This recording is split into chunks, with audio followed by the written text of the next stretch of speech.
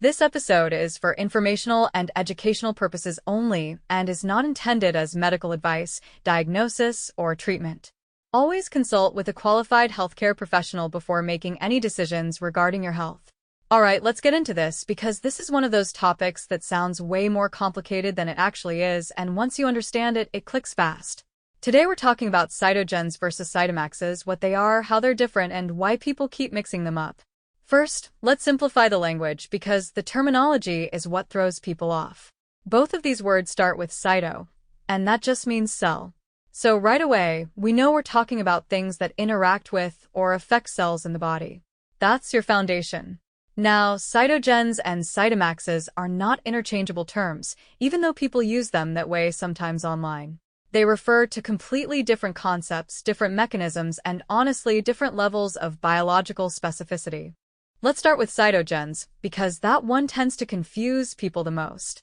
When people say cytogen, they're usually referring to substances or compounds that influence gene expression at the cellular level. Think of cytogens as signals or modulators that tell a cell what to do. They don't force the cell. They don't override it. They guide it. So, imagine your cell like a control center with switches. Cytogens are like someone walking in and flipping specific switches on or off. They can encourage repair, slow down damage, improve communication between cells, or influence how proteins are produced. This is where things like peptide bioregulators come into the conversation because they act in a very similar way. They're not replacing anything. They're not acting like hormones in the traditional sense. They're communicating with DNA, essentially reminding cells how they're supposed to function.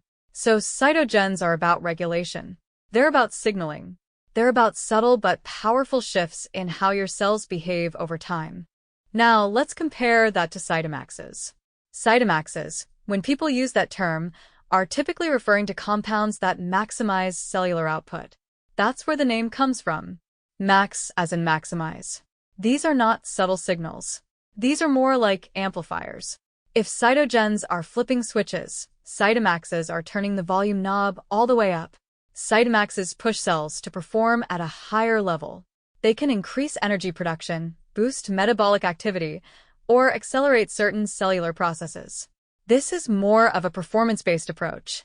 Think of things that increase mitochondrial activity, ADP production, or cellular metabolism. Those are often what people lump into the cytomax category. They're not necessarily telling the cell what to become. They're pushing the cell to do more of what it's already doing. So now you've got your first major difference. Cytogens guide and regulate. Cytomaxes amplify and accelerate. That distinction is everything. Now let's go deeper because this is where it gets interesting. Cytogens tend to work upstream. That means they act earlier in the chain of events. They influence gene expression, transcription, and the way proteins are formed. Because of that, their effects are usually slower, more gradual, and more foundational. They're not about quick results. They're about long-term optimization. Cytomaxes, on the other hand, work downstream. They affect processes that are already happening.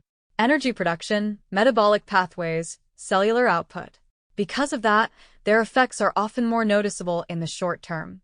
So if someone says they feel something quickly, they're probably dealing with something closer to a cytomax effect. If something is working quietly in the background and showing results over time, that leans more towards cytogen activity. Now let's talk about use cases because this is where people start making decisions. If your goal is repair, longevity, or restoring normal function, cytogens are typically the better fit.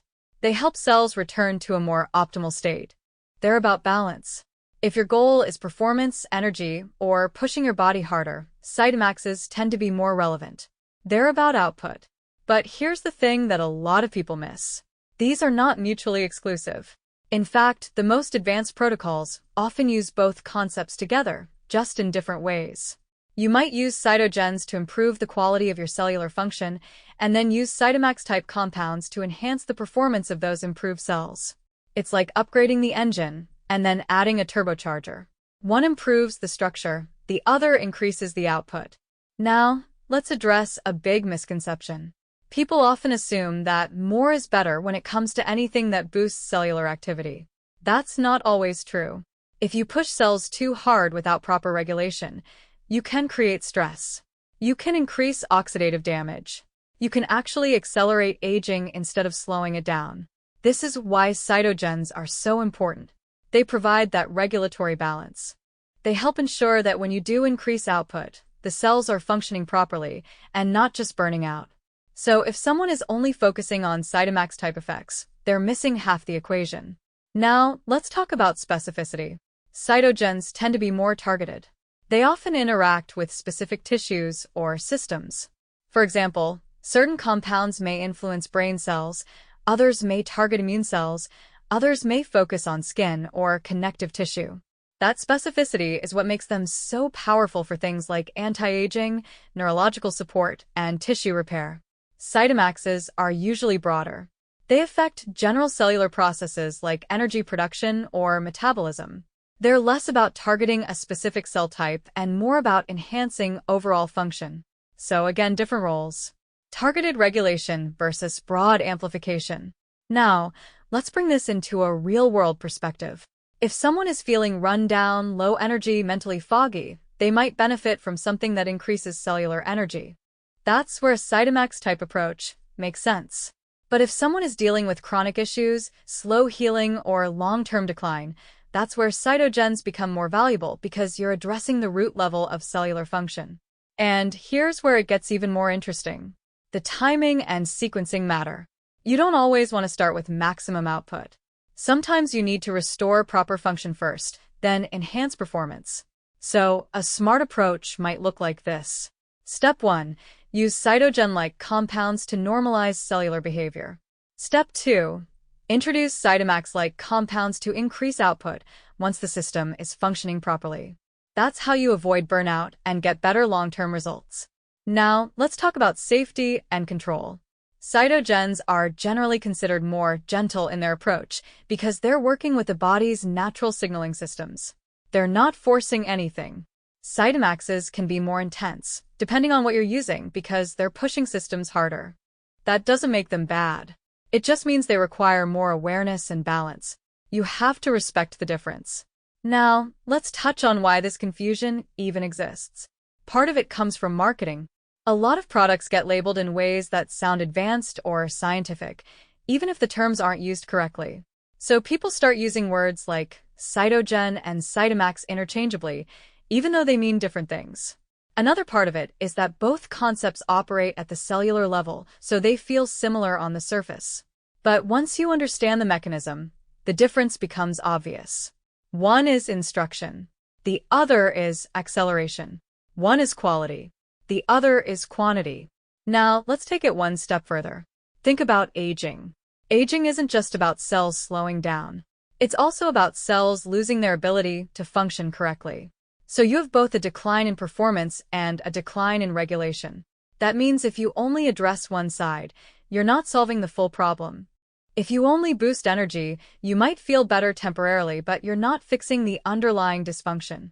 If you only regulate without supporting output, you might improve quality, but not necessarily performance. That's why combining both concepts in the right way is where things really start to work. Now, let's talk about expectations. Cytogen-type effects are not instant gratification. They're not supposed to be. They're building something deeper. Cytomax-type effects can be more noticeable, but they're also more dependent on context.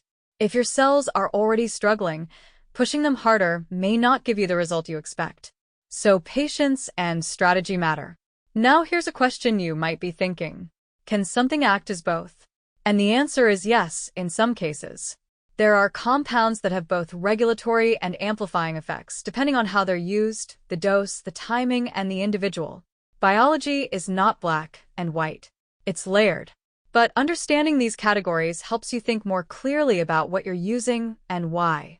So let's recap in a simple way. Cytogens are about communication, regulation, and guiding cells toward optimal function. Cytomaxes are about boosting output, increasing energy, and pushing performance. Cytogens work upstream. Cytomaxes work downstream. Cytogens are foundational. Cytomaxes are performance-based. And the real power comes from understanding how to use both, instead of choosing one over the other. Before we wrap this up, I want to emphasize something important. None of this is about chasing quick fixes. It's about understanding your body at a deeper level and making smarter, more intentional choices. Because when you understand how your cells actually work, you stop guessing. You stop throwing random things at your body and hoping something sticks. And you start building a system that actually supports you long-term. This episode is for informational and educational purposes only and is not intended as medical advice, diagnosis, or treatment. Always consult with a qualified healthcare professional before making any decisions regarding your health. Thanks for listening, keep learning, and stay curious.